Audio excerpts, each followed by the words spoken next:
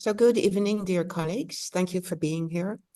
Thank you, Erik from the Brink, for being here as our honored guest tonight, Victoria and Fritz, with whom the ones who are the editors of the book, in which you also have the chapter that we are benefiting from tonight. In a moment, Fritz will introduce you as speaker, Erik, although also you and I know each other quite well from trainings we've taken, and I'm still very grateful for what I learned from you.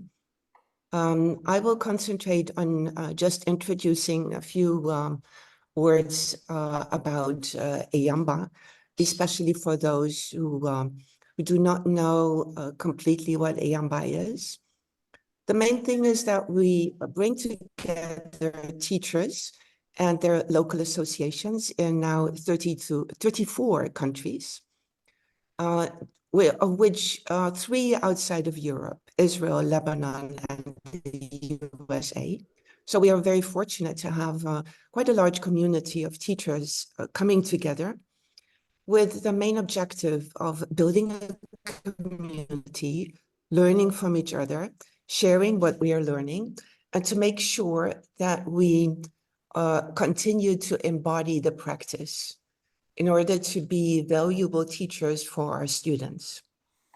But also, on top of the integrity that we bring to the teaching, we also, as eamba, promote innovation, that we do not keep simply copying what we did in the past, but that we realize that society needs new approaches, needs new ways of deliveries, needs new programs, and needs us out in society. Not in our studios, but they need us under the bridges, in the hospitals, on the street, in the schools, and wherever people are. They're not so much coming to our studios anymore, we have to go out to them. And the eamba promotes that, supports teachers in finding ways to do that, supports teachers to communicate in ways that they can be heard.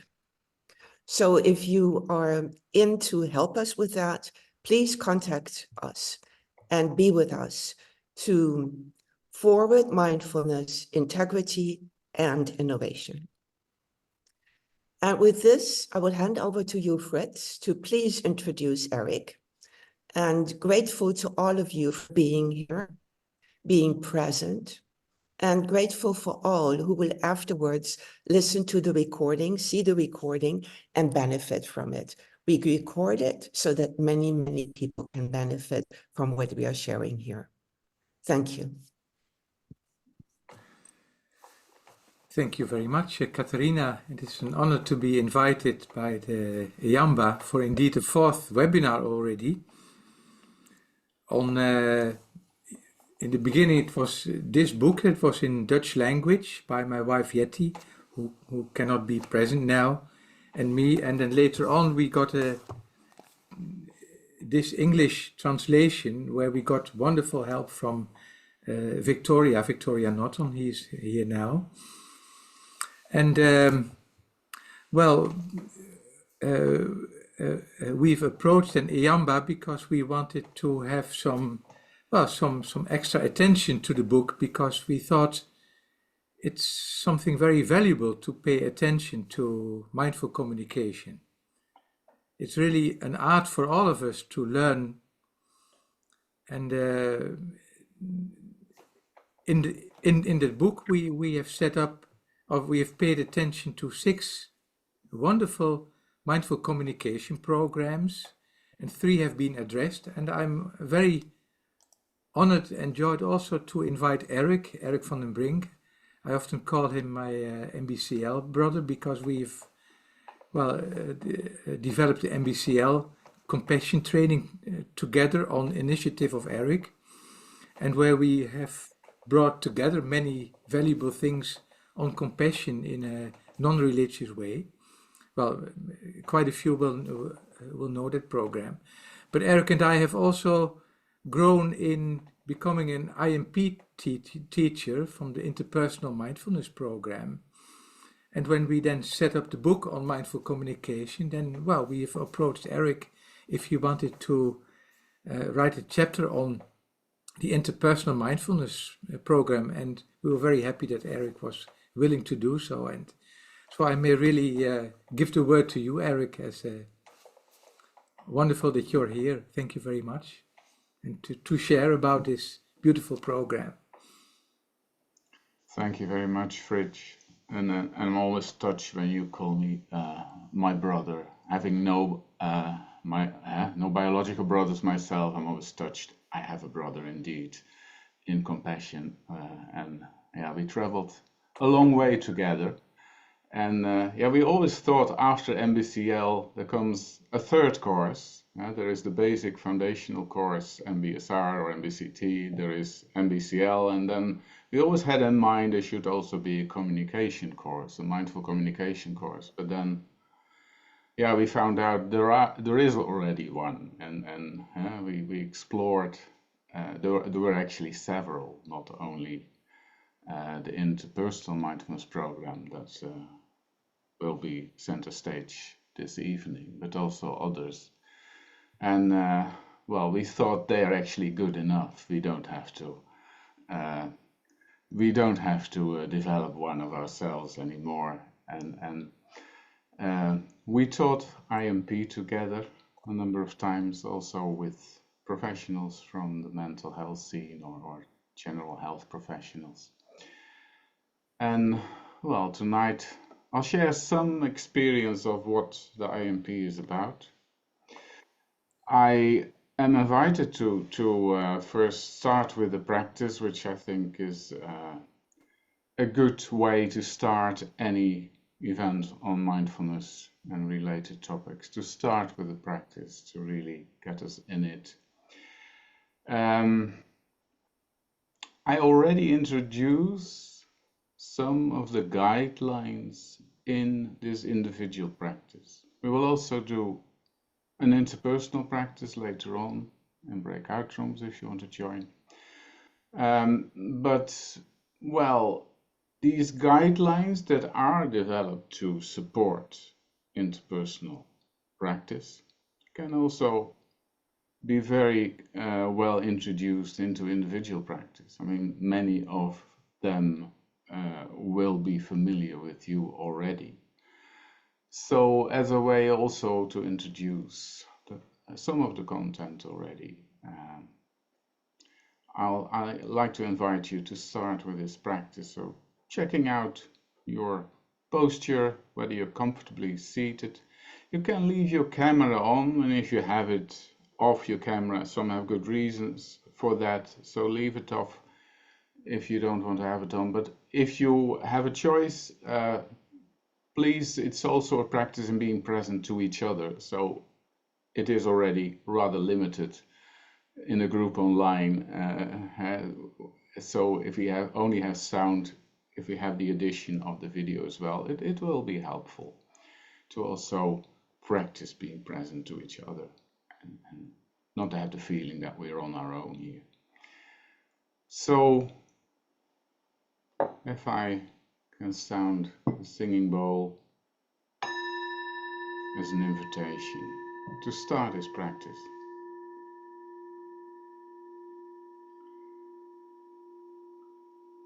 And you may wish to check out your posture, whether you're seated in a way your alertness is supported, your mindfulness is supported, you're present to what shows. But you can also be comfortably seated. You don't have to put an effort in it. So finding this balance between the upright force to be present and awake, and also to be relaxed and to trust yourself to whatever is supporting you, your seat or a cushion. And surrender to the gravity of this place where you're seated. Or perhaps you're lying down.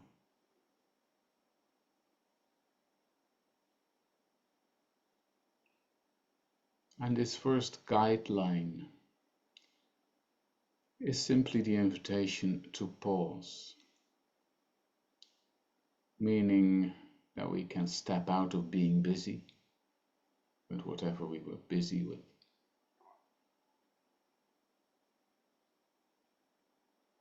And gently, as if we're tapping ourselves on the shoulder, you can slow down now. You can sit here, simply sit and be still. And let yourself be surprised with whatever shows.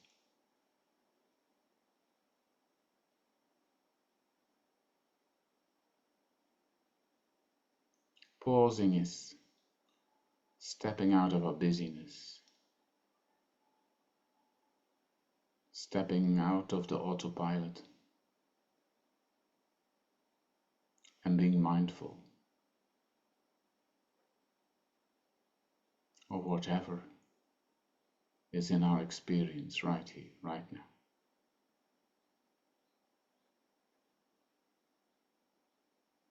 It may be pleasant, it may be unpleasant, it may be neither.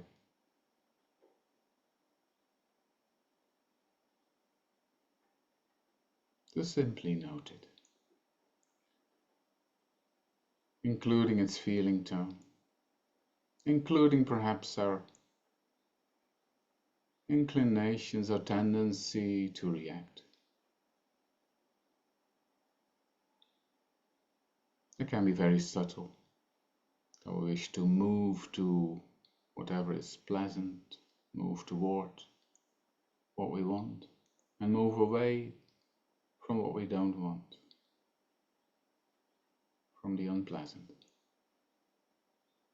So noticing feeling tone is already helpful and not having to react to it. Whatever our likes or dislikes, we simply notice, pausing, stepping out of busyness, stepping out of reactivity.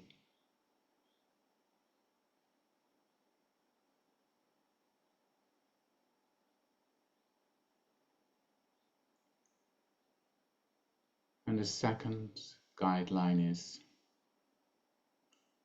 and particularly whenever you notice tension, that is the invitation to relax, to allow relaxation. And here also it's not about having to relax. We can already feel tense if we have to do something. But simply allow relaxation wherever it can be allowed.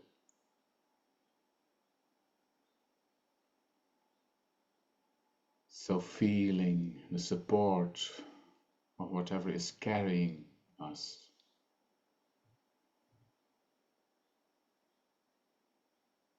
Feeling the ground.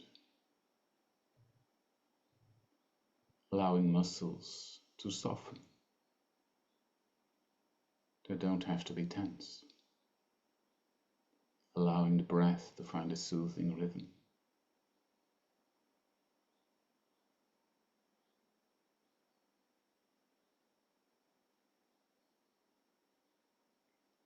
Allowing relaxation. Also, when difficulties arise, there may be difficult thoughts, difficult feelings, unpleasant experiences from outside. Det er Slotte. Ja, hej Helle.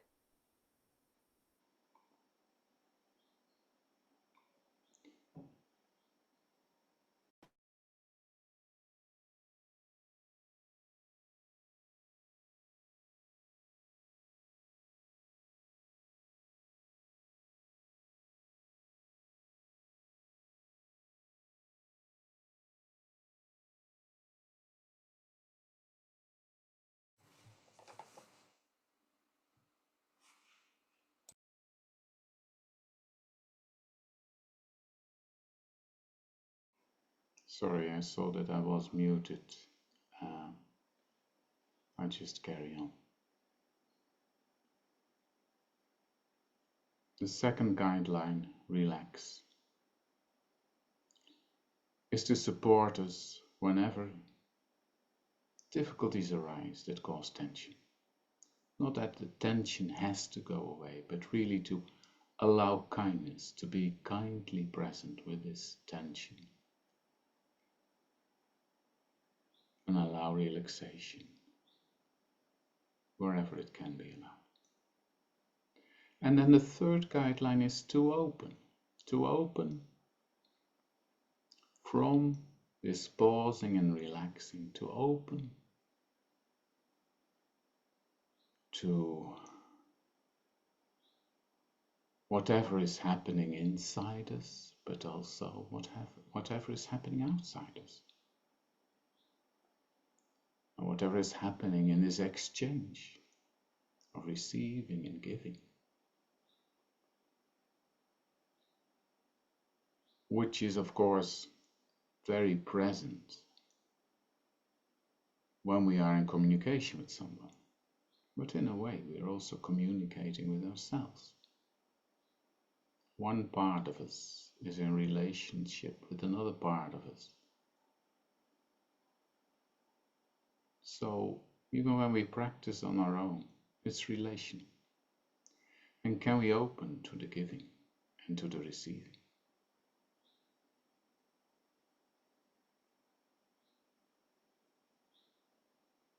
And following pausing, relaxing, opening, there is this fourth guideline of attuning to emergence, attuning to this complexity of our experience, this complexity, this instability, this ever-changing experience of us. We cannot fixate it even if our minds want it to be just like it is. It's already changing. And attuning to emergence means that we are willing to go with the flow, if you like, the flow of our experience, which flows like a river. Everything that emerges comes out of what went before, what happened before it, and will move on into what follows.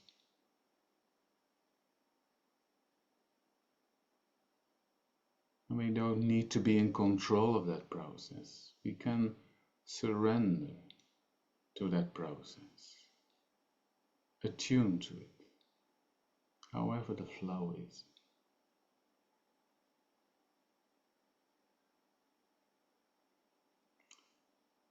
It's also embodying not knowing in a way, not knowing what the next moment will bring, being willing to be surprised.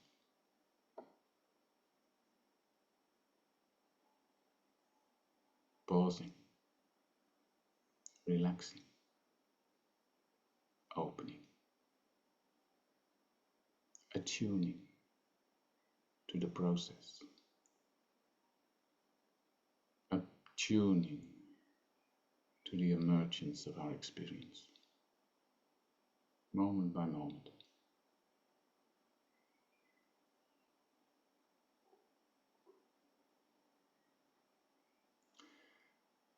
And then the fifth and sixth guideline, they really seem to be these interpersonal guidelines very clearly. But even there, you may also apply them to yourself. One is listen deeply. Listen deeply. And when you relate to yourself, you may wish to listen deeply to how you meet yourself today, what shows, and listening it with a willingness to be receptive, to listen to your needs, to your deeper needs, and how they show.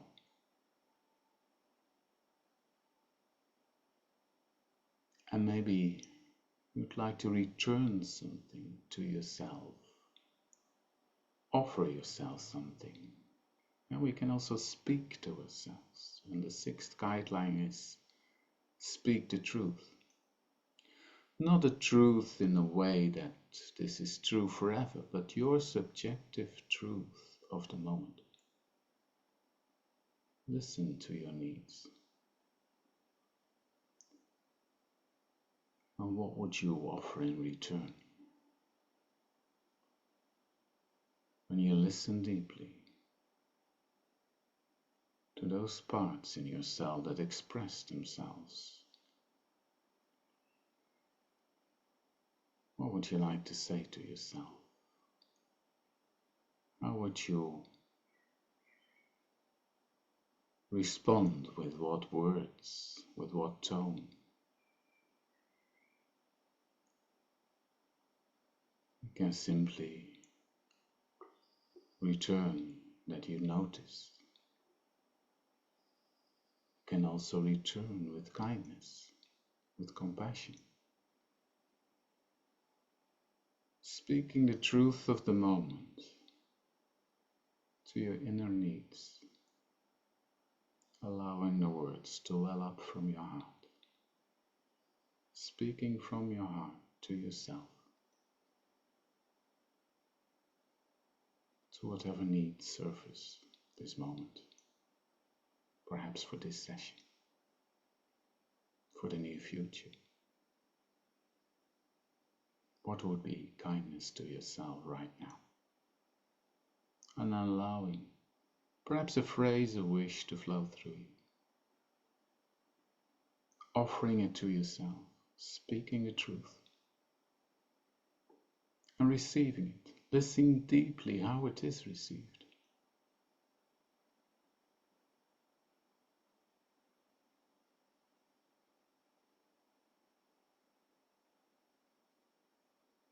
In this way, mindfully communicating with yourself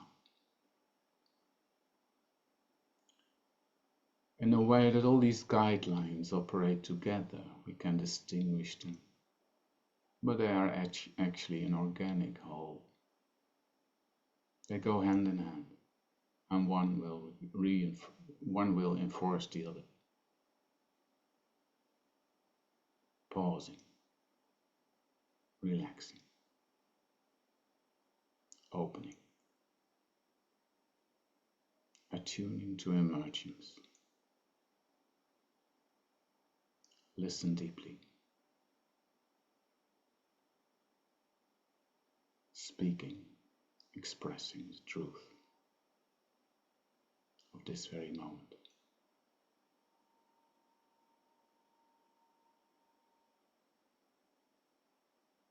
And in this way, our individual practice is also a relational practice. We relate to ourselves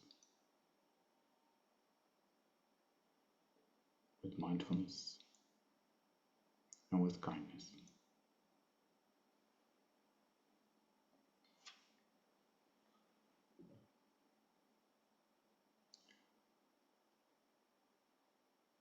So,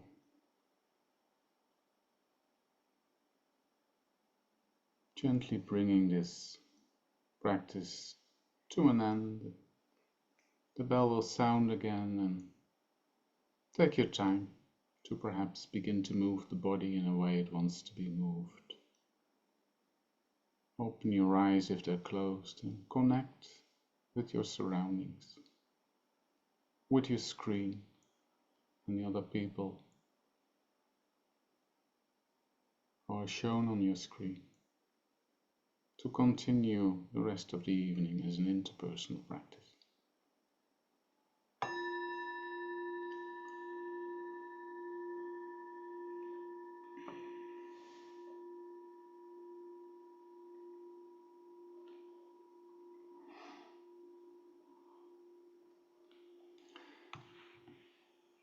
Okay, I hope you were able to follow most of it. I saw a moment that I was muted. I don't know for how long I was muted, but It was very brief, Erik. okay, it's good to know. So, yeah, this is one way of introducing the guidelines of interpersonal mindfulness, also in an individual practice, which I do quite regularly, actually. We'll have some exchange possibility later on. Perhaps it's good I'll add in a few things I'd like to say about the program. And when there is some kind of noise, please check if your mic it's turned off, because sometimes that just happens that you're all of a sudden online again and you don't know it. So let me show you some slides. Here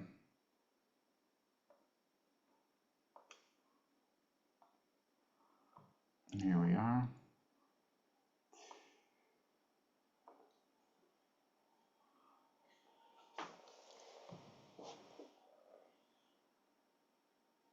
I don't think I need to spend time on this one, because here are the programs that are actually described in the book.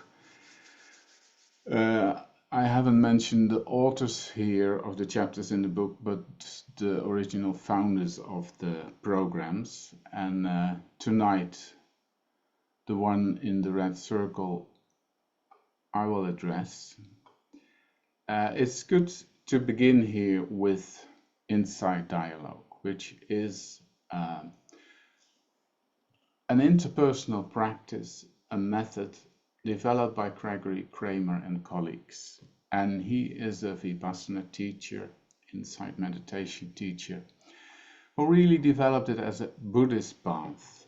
He was very interested in the relational aspects of practice, and for him it was always clear that it was somewhere hidden in the Buddhist text, and it was probably self-evident that interpersonal practice was part of a monastery life, because they were living together and doing a lot of things together, and as if because everything was practice, this was also practice. But in the West we seem to have deviated somewhat from this interpersonal practice very much to individual practice.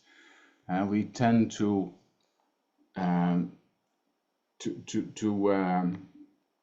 get away from interpersonal contact when we practice. We have an individual place on a cushion. Even if we go on retreat, we go on silent retreat.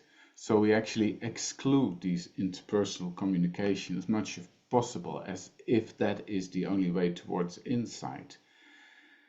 And there is, a bit of a strangeness here in this way of practicing, because it all starts with a deep motivation to alleviate suffering, this whole Buddhist path. And as a lot of our suffering is interpersonal suffering, why cut out the interpersonal communication rather than bring it center stage in our practice? And that is exactly what Gregory Kramer wished to do, to find a way to bring it back in normal practice. And he developed this with a colleague, wrote a PhD on it. He made a program that could actually be carried out online. Long before COVID, he was already doing a lot of things online. He researched that, he polished it, he shaped it, and continued to develop it when he went on as a teacher on retreats, in meditation groups. And this is very much what the Interpersonal Mindfulness program is based on. Insight Dialogue is a Buddhist path, and there is a Sangha developed around it, the Insight Dialogue community. And the Interpersonal Mindfulness program was actually shaped when he had invited a number of MBSR teachers who actually thought this cries out for a secular program, because not everyone is interested in a Buddhist path. Many people are suffering from communication stress. We already have a mindfulness-based stress reduction, so let's also develop a mindfulness-based interpersonal stress reduction, because so much stress is interpersonal stress. And these two teachers, Florence Meyer and Phyllis Hicks, were trained by Gregory Kramer as Insight Dialogue teachers, and they're also very well-known MBSR teachers. Florence Meyer has been the director of the Center for Mindfulness in the US. And they developed this together, and I think by now they have trained a few hundred of interpersonal mindfulness program teachers.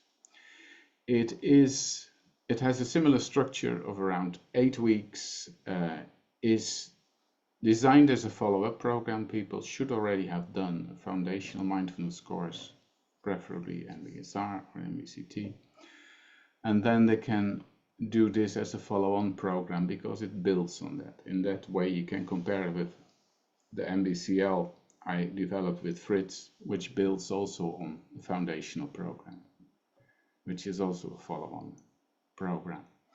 So before I go into that, I always remember very well the teacher training week where we went. Fritz was there also, and there was a last night where people were doing funny things, and they actually made some fun of these 6 guidelines by turning it into their opposites. And actually, sometimes it's much clearer to say what something is not.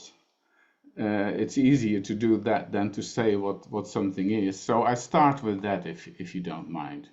It's meant to be funny. Maybe you don't find it funny at all, but let's have a crash course on mindless communication. What happens there? Mindless, without being aware of what happens. It can actually happen like that. People don't have much time. Time is money. So one attitude is hurry up, speed up. The other thing is tense up. We don't have time to relax. We need to get where we want, and we want to get away from where we don't want. So tense up. Tension is good. Also, we should not be distracted by unnecessary things, particularly not emotions. So shut down. Shut down from your own emotions. Shut down from the emotions of your partner, particularly. They only pollute the sphere, and you better cut them out and don't listen to them at all. Keep things under control, very important. If you want to get where you want, if you want your message across, keep things under control. Follow your own agenda. Don't let yourself be influenced. And no point in listening to you very deeply because I'm right anyway.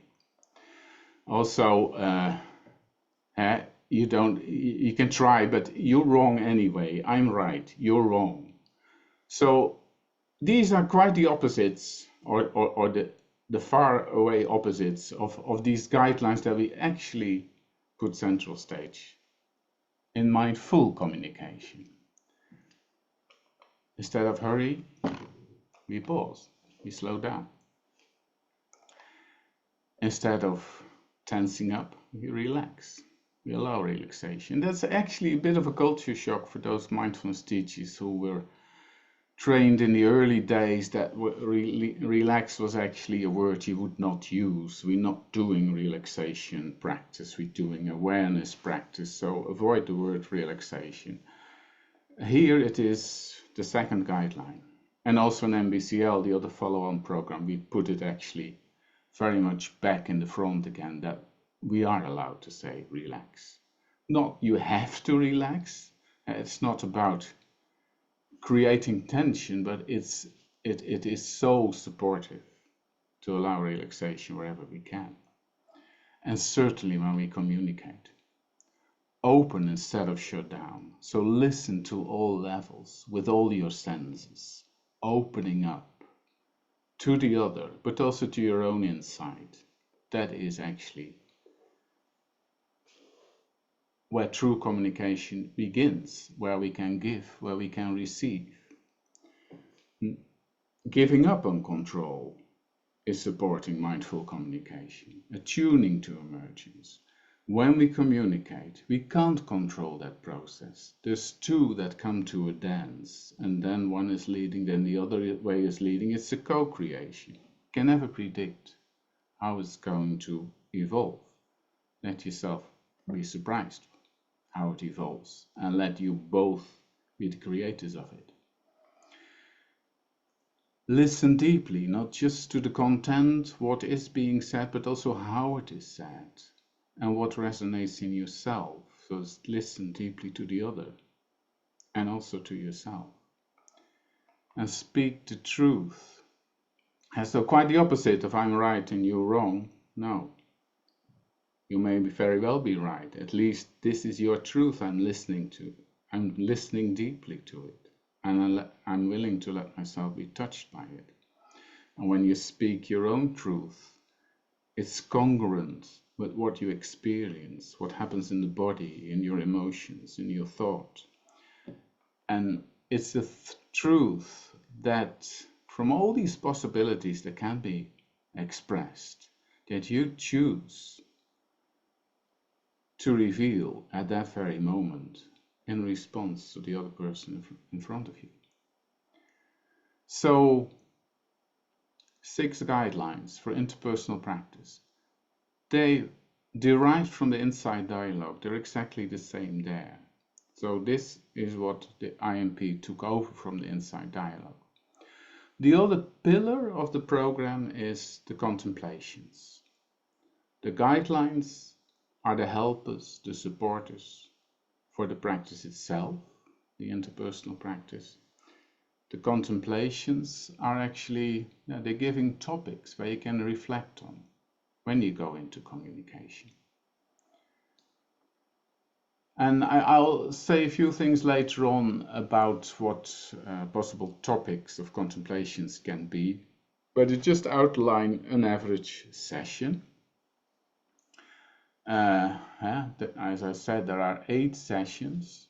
There is also a practice day, which in IMP is between the 4th and the 5th session, but it's actually very much in a part of the whole curriculum. You should not miss the silent day. It's not an extra bonus. No, it's right. The heart of the program is this silent day, where the guidelines listen deeply and speak the truth are introduced, and the day is built around these 2 guidelines. In the first 4 sessions, pause, relax, open, attuning to emergence is introduced. So on average, we start with an arrival meditation. The teacher may recall the guidelines from previous sessions, and then there will be a group exchange. There's a difference from what often happens in MBSR. We don't do rounds, but we let, attuning to emergence, we let ourselves be surprised. Who's going to share? Who's going to listen? So not everybody has to say something, and it can evolve organically. What the exchange is about is usually the home practice of the previous week. And then there will be an introduction by the teacher of a new guideline or several new guidelines, and something about the theme of this session. And then people begin to practice in diets, which is guided by the teacher. Usually diets, sometimes groups of 3, groups of 4, and often with this kind of structure to simplify communication. At first, there is a role division between speaker and listener, and then the roles reverse, and then there can be an open dialogue about the previous rounds, what wants to be shared about that. So that usually takes up some half hour, 3/4 of an hour. If necessary, it's alternated by some mindful movement or mindful walking or a lying down practice. And then more towards the end, there will be a group exchange, plenary again, about the insights that emerged from the small group practice. And people will be offered guidelines for home practice, both individual, and that usually means reconnecting again with the practice you experience as supportive. That might be sitting meditation, a body scan, or yoga, and some extra elements for interpersonal practice. With these new guidelines as your helpers, and maybe some themes also that emerged in the session to inspire you. And then usually at the ending there is a loving kindness meditation. The metta practice also always has a role to play in a session, and it's not just kindness to yourselves, also kindness to others, perhaps the partners you worked with in small groups, the other group members. And this way a session will end. Now, perhaps this is a good moment to have a taste of an interpersonal practice.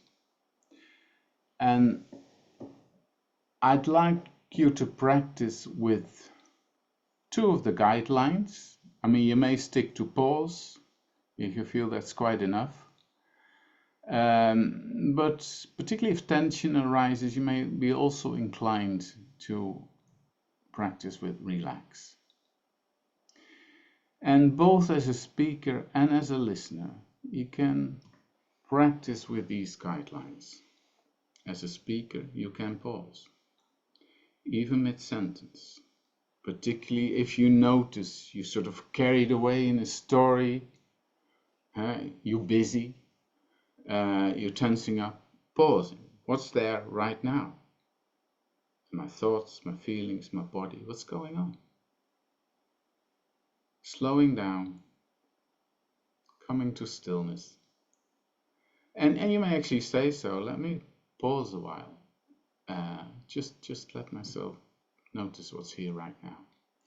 Because you're practicing together and you help each other practicing together this way.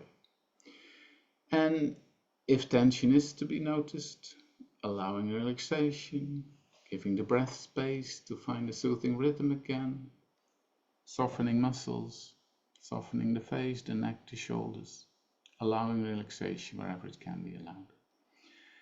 So the listener can exactly similarly practice with these guidelines. Also, when you listen and you notice, gosh, I'm in my own story now, I'm not even listening anymore, pausing, what's here right now? Noticing, relaxing if there is tension, and then opening up to what the speaker shares with you. So that about the guidelines. And the contemplation can be sharing about an experience and exploring an experience of a recent communication. Let it be a communication that sort of sticks in your mind. It doesn't have to be difficult communication. Perhaps you had a wonderful communication today. You want to share about that. That's fine too. But let it be a communication where you don't have to reveal all the content of what went on. You don't have to tell a whole story, but just focus on your experience of it. And when you remember this communication, what's actually happening there, how you experienced it, and what happens now when you're recalling it.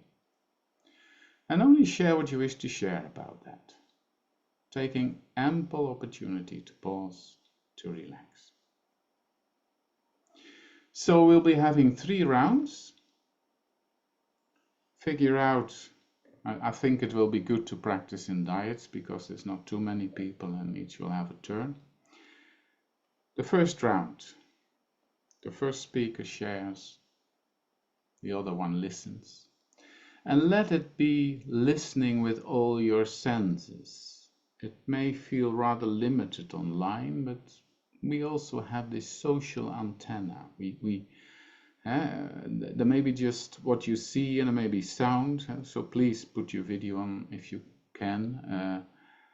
Then at least you have your visual sense as well. And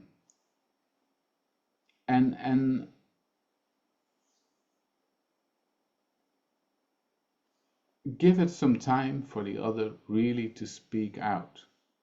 And you don't have to react. You don't have to be there like a still face, but you can also, of course, be present while you listen. Be this receptive space that you offer to the speaker. You don't have to react with words. If you feel an inclination to do so, there is pause, there is relax. Then in the second round, the roles will reverse. You have another few minutes. The other one is speaking and the other one is listening. And then there will be a third round to share about what the experience was like in the first two rounds, or whatever is around for you now. Also, during all these rounds, be aware of pause, relax, also in the third round, because when there is not this simple role division, which also can give us some peace of mind, we don't have to think who was going to say something first. We can, well, it's just clear. There's one speaker, there's one listener. In the third round, you lose that. And particularly there, don't forget about pause and relax. And then let yourself be surprised how the dialogue evolves. So we'll be having a few minutes for each round. I think 3-4 minutes. We'll figure out the times for you. We'll pass on a message in the breakout rooms.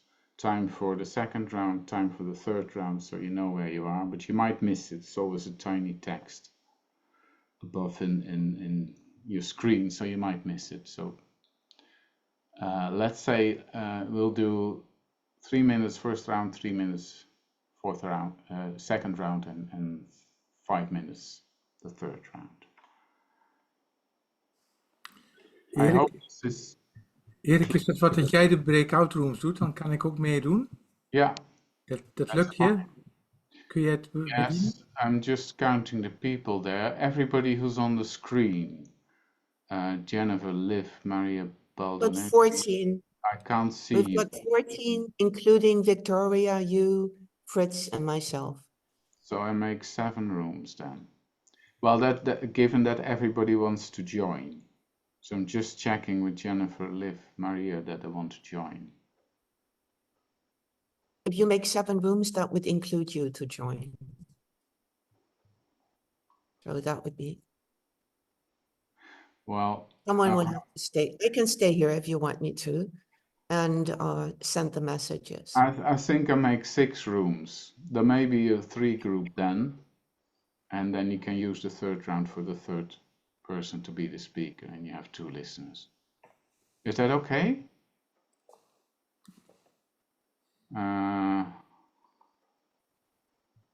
Yeah. That should work out. Okay. I hope it's clear enough. I will time the rounds, and then you can actually pause the recording, Catherine. I'm suggesting now that we...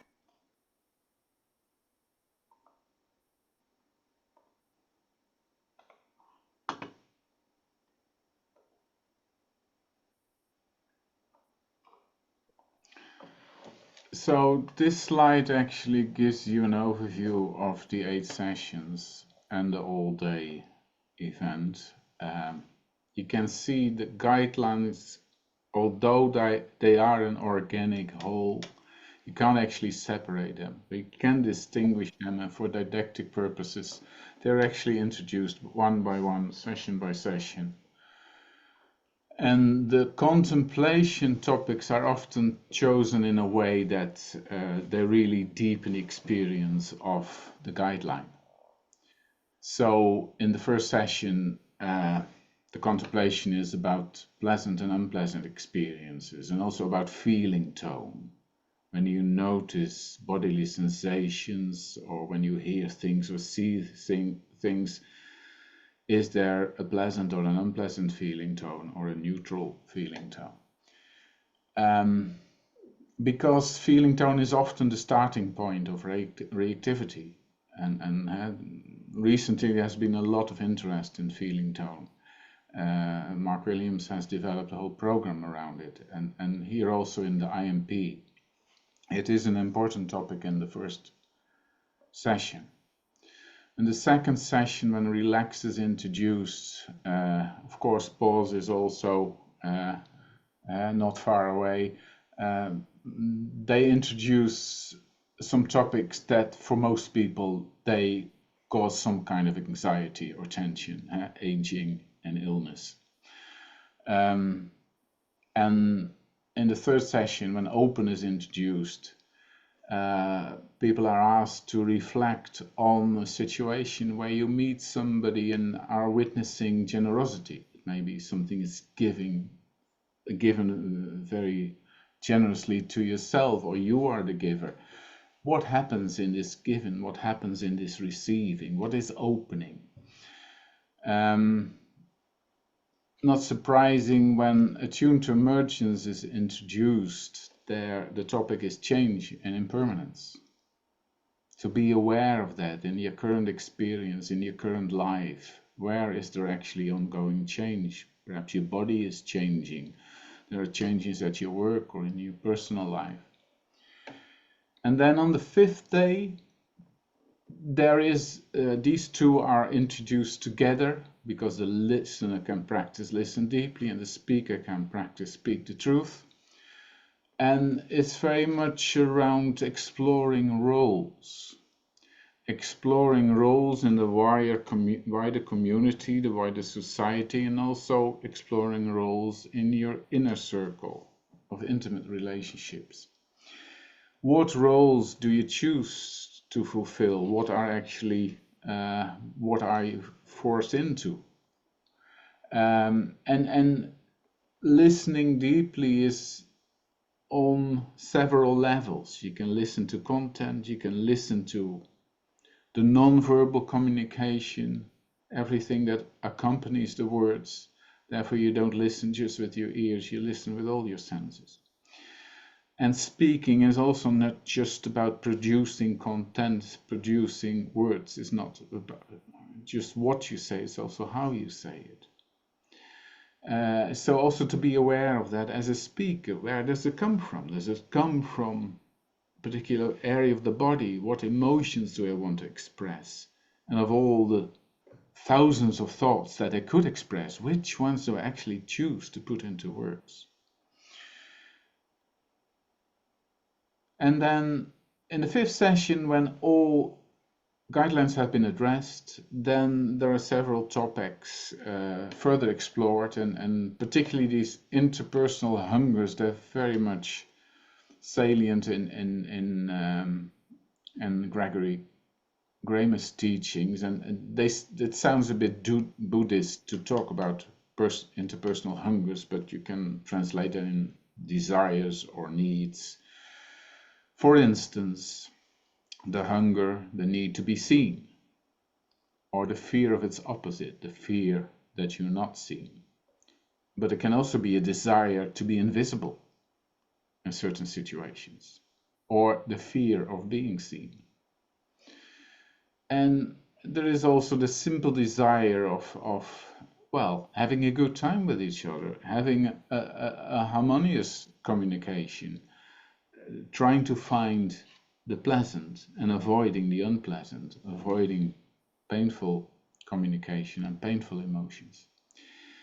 So this is all explored in session 5, and then in session 6, at first that was also a rather Buddhist term. It was called the hindrances, the 5 hindrances we know from individual teachings from Buddhism. And they decided to reformulate that and call it limiting habits. It's about those habits that creep into our communication, that actually hinder communication. You can think of craving, aversion, restlessness, worrying thoughts about the past, about the future, or sleepiness, drowsiness, dullness, or doubt. Why I'm doing this? Should I do this? Should I do that? So these are further explored, and again, there is also an input from positive psychology in the 7th session, like you see in many mindfulness programs. There the contemplations are about remembering the good, the things you do, the things you say, the things you connect yourself with in your life or have connected yourself with, that you actually are precious to you, and to share about those, and also the good things you want to cultivate. And there actually there's a move from pairs to groups of 3, where 2 are listening, which is quite a culture shock if you have been practicing in pairs for 6 weeks and then all of a sudden you're in a 3 group. Who should I look at? You have a choice all of a sudden. It's becoming more complicated. But also there's a sense, this listening fields of 2 persons, different from 1 person. And people are also asked to share as listeners what touched them when the speaker shared. It's often a moving practice. It's on the 7th session. And then in the 8th session, it's quite similar as what you do in other MBPs. But here, of course, it's more also about the sharing. So here you can share in 3s or 4s. What's the course been like for you? What do you take from it? What do you want to carry forward in the future? What could support you in your individual practice and in your interpersonal practice? So in a nutshell, that's what the curriculum is about. And I think this was my last slide. Yeah, this is just a slide about resources. The book was already mentioned for the secular information about IMP. And if you're interested in Insight Dialogue, there's 2 books to recommend from Gregory Kramer. Insight Dialogue was his first one, and there's also one, The Whole Life Path, which was a few years ago published. And you can visit the website of the Insight Dialogue community. So we have about 15 minutes left for questions, reflections.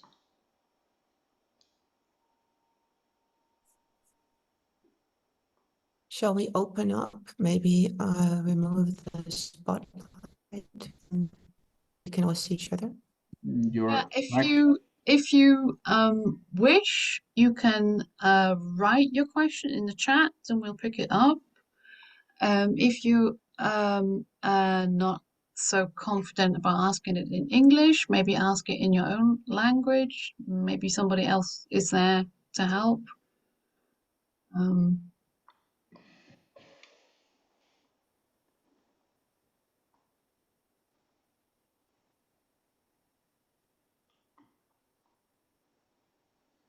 No questions.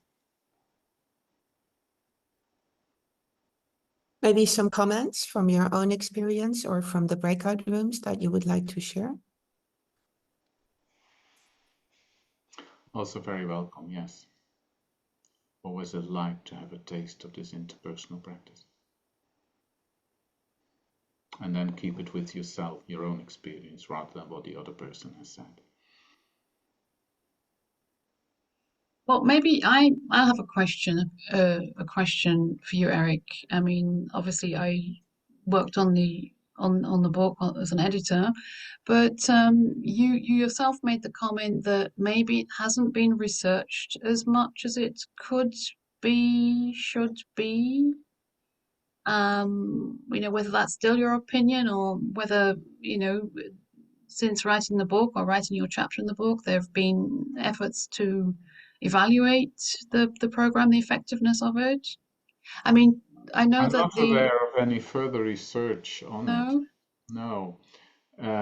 But I must say I haven't. I mean, it's been a few months or more than a few months ago that I last looked into it. There was something ongoing in the UK about using this program in leadership development. But I think that it is quite a long course, so it will take a while before that's been published. And yeah, as I also said, there may be a reason for it, and of course that's my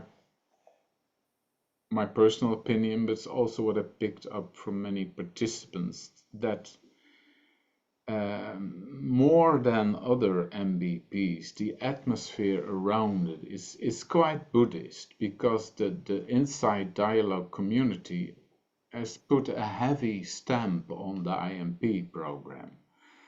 And with MBPs, what is an MBP? A secular MBP, what criteria should it fulfill? Well, there has been a consensus paper on that at least there should be a confluence of the wisdom from contemplative traditions and science, medicine, psychology, education. There should be a sort of equal confluence from both sides to call it a secular MVP. And the feeling is a little bit that there's a huge wide river from Inside Dialogue flowing into the program, but just tiny bits from the side of the secular disciplines of medicine, of psychology, of education. So, and that could be one reason why there has not been a wide academic interest as yet. It's my sense. I mean, yeah. Which is It's also because surprising to me. Sorry? No, please speak up. Please speak up. I will say it later. May I ask a question, Erik? I'm quite sure you can say something about this, but well, to follow training in the 6 guidelines, whether it would be Inside Dialogue or IMP, what can be the value for mindfulness teachers to develop in there? Well, I think there is tremendous value in getting to know the 6 guidelines and going into an Inside Dialogue. If you have to do a retreat anyway once every so often, also take part in Inside Dialogue at least once to experience it. That's very worthwhile. It's also very worthwhile to experience an IMP course as a participant. There are often many mindfulness teachers among the participants and healthcare workers there. And what many people say, it really deepens how I teach a mindfulness course since I did Inside Dialogue, or since I followed IMP. It really has benefited my skills in listening and doing inquiry and being present in communication. And I can actually see that it's all practice. It helps us to not just to focus on this formal practice, but to see our communication as practice, which is of course tremendously valuable. And yeah, I think the strength of the guidelines is that they're simple. I mean, if I compare it with some of the other training programs in mindful communication, yeah, you really have to go deeply into it to have some understanding of the whole background, the models that are being used. The guidelines you can introduce playfully, even if you just stick to pause and relax when you guide people going into pairs as a teacher, is already very valuable. This working with speaker and listener is very valuable. So whatever you pick up from it, it will benefit your work. as a teacher. Just a comment from Wendy that the practice in the chat, the practice was very interesting. We were surprised to find very common insights emerging. Thank you. So thank you for that, Wendy. And Sabina's asking where and when can she take the course as a participant, and is there a training program for learning how to lead the course? Yeah, that's an interesting one. Which country are you from, Sabina?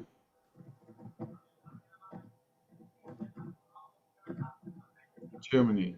Oh, I'm sure there are a few in Germany. I mean, when I think back of the teacher training course I followed with Fritz, it was 2014, 2015, there were quite a lot of Germans there. So there should be German IMP teachers. And you can probably find them through wherever mindfulness teachers are listed. That they have. I actually think, Sabina, if you check out websites like Arbor training, you know, all the training institutes, just check them all out. And they may call it something a little bit different. That's the thing, you have to look at the course description. They might not just call it interpersonal mindfulness, but definitely I've seen this offered in German. I think Fritz, didn't you do something in German a few weeks ago as well? I might call one that who did the teacher training with us, but had it, then he would have a bit of advantage above others. But Bernd Langohr, he is quite skilled and in the interpersonal mindfulness program. I've been teaching it with him in Germany, and I think he will teach again next year. So you might look at for his name, and yeah, thank you, Victoria, for placing his name, and he could be a great teacher. Yeah.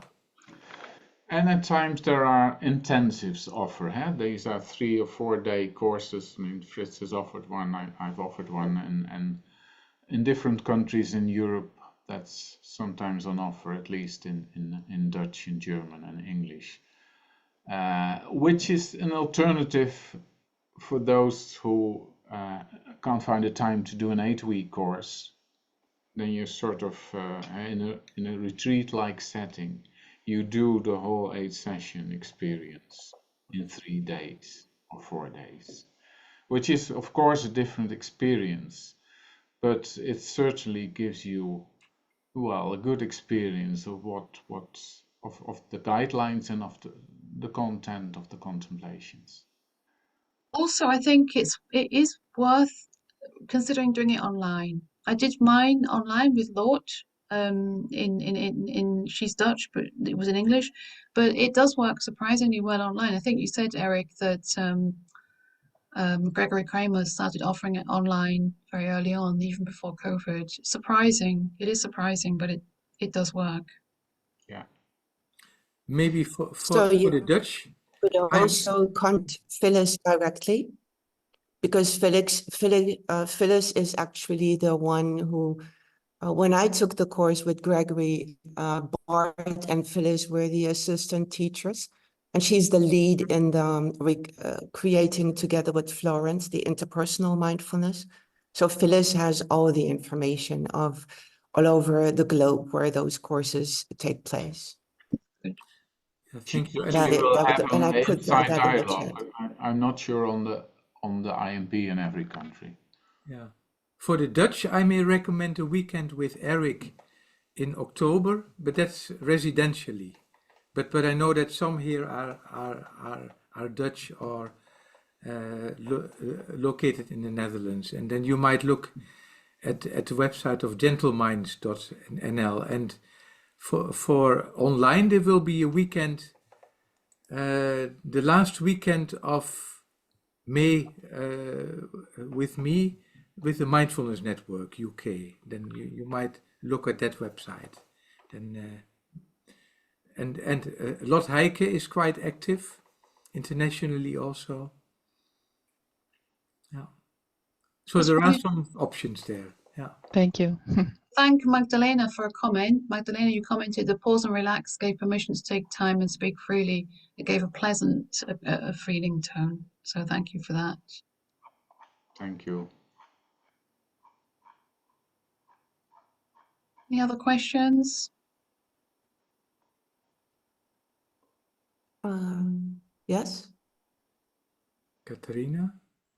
Yeah, welcome. What I personally appreciate very much is the simplicity of the language and sometimes the poetic style. Thank you for the way in which you explain things, because every once in a while I was touched by the way in which you said things clearly, poetically, which really touches me and which stays with me, which comes inside, and it's easier to remember. And I really appreciate that in this approach, and you really embodied that for me. So thank you very much. Thank you, Katharina. Yes. Well, if you talk about poetic language, then I think Gregory Kramer is very good at that. If you read his books in the original language, it's so beautiful. Just to give one quote, relax heals, what pause reveals, which, yeah, sticks in my mind always as yeah, it says Yeah. on my mind such a lot of things, yeah. But you're also very good in this, Erik. I fully agree with Katarina that, like, for example, the subtitle of Awakening Together, that's quite poetic already. So, yeah, thank you. Yeah, but you must know I find it hard to take compliments, so... Yeah, that's why I give an extra one. Better shut up. Does anybody have a? But then not to bring it as a compliment. We as humans, we remember better when we have a story or a metaphor. And for me, poetic language is a way of touching that part of us that remembers by story, remembers by metaphor. So when we have a person in our vicinity who can talk that way, it is very helpful to remember. So don't take it as a compliment, just take it as a comment, if that helps. Thank you, yeah. That is received much easier, yes. Yeah. Maybe could you end with a poem, Erik? Yeah, I was just thinking, I mean, yeah, there is actually a poem in the chapter which I could read now. It might be quite appropriate. I mean, I put it at the end of the chapter. It's from a person we're very much obliged to, because she always, she also gave us permission to put poems in our MBCL book and to have them translated in all kinds of languages. It's Rachel Holstead from Ireland. And yeah, this poem actually very much describes this sense that I often struck by participants of the IMP course who come out of a practice and say, gosh, I practice with a person I didn't know at all. I never told them things I never told anyone before. There seems to be something in when both are willing to go into a practice together, that almost magical things happen.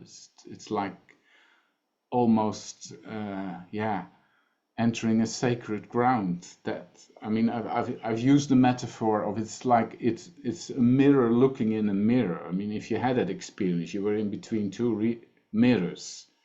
You can all of a sudden see a whole space that wasn't there before, because all these mirrors reflect each other. And sometimes it feels like that when you're together in a practice, that, gosh, there's this and there's that.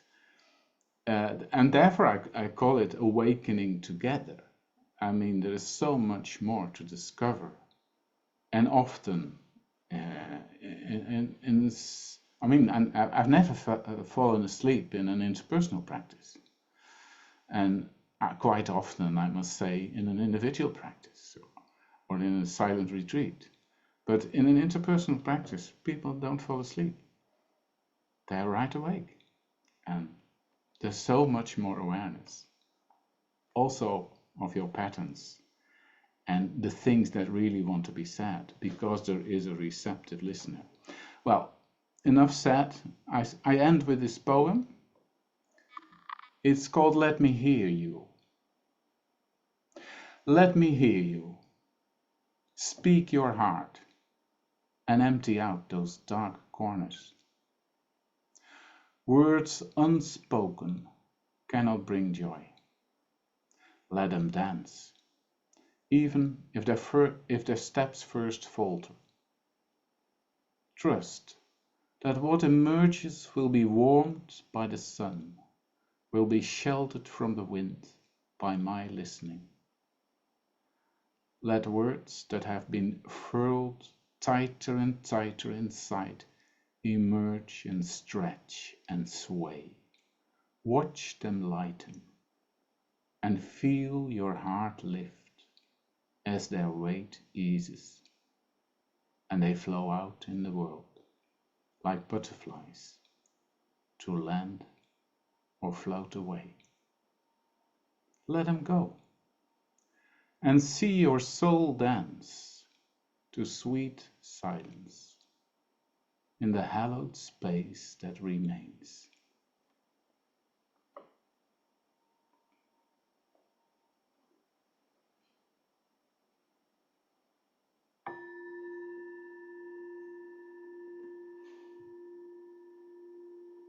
Thank you.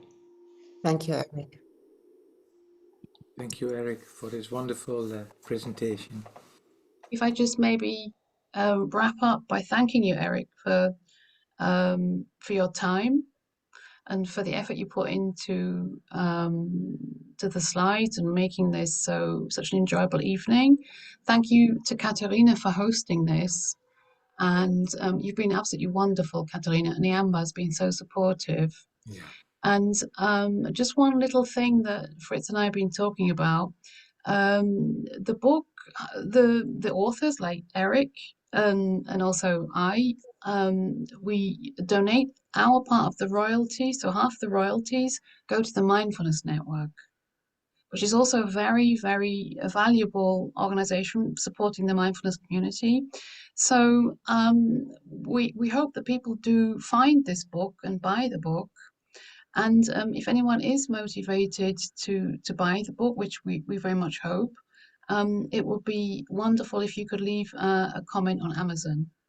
We know the mindfulness community's not keen on Amazon. I'm personally not keen on Amazon, but we think it's just a fact of life that if a book hasn't got any comments or stars on Amazon, it's the algorithms don't find it. It's just a fact of modern life. So yeah, I hope it's okay to have said that. But anyway, and thank you all for coming. And it was just a wonderful, really, really delightful evening. Really beautiful. Thank you very much, everyone. Yeah. It was a pleasure. So also on behalf of eamba, I would like to thank you all, and especially you, Victoria, Fritz, and in particular, Erik. And Erik, to thank you in another way, I'm putting a title in the chat. It's called Mirror in the Mirror. It's by one of my favorite authors, Michael Ende, a German author. It's a wonderful book, also about the brain that is shifting. So it might be that thing that you just called the space and the space. I'm very, very grateful on behalf of the eamba board that you have all been here, and that we had the luxury and the joy of having 4 webinars on mindful communication, and that this book can be in this way promoted to the eamba community. It is on the webpage if you're looking for it. So instead of searching, I will certainly leave a comment on Amazon. I like to do that, and in this case, I like the book, so it's a very easy thing to do for me. Thank you. Thank you. Be back. Stay as a community, and let's learn from each other and support each other. Have a great evening, and see you soon. Thank you all. Good night. Thank you. Bye-bye.